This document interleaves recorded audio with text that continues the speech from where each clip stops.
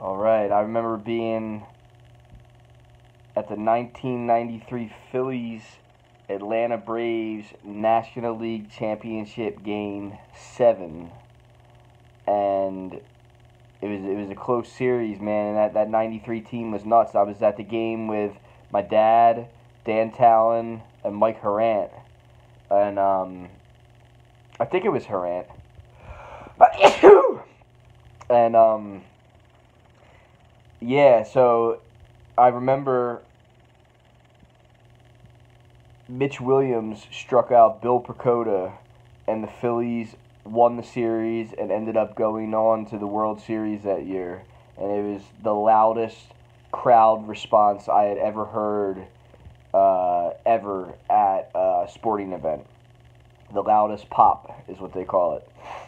And it was a big moment, man, for Philadelphia.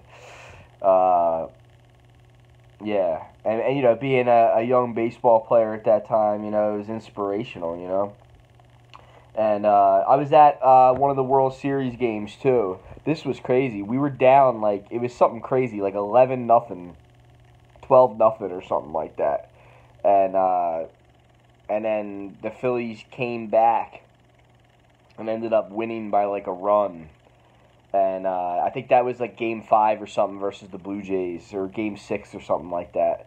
Or not, I don't think it went to Game 7. So it was probably like Game 4 or Game 5 or something like that.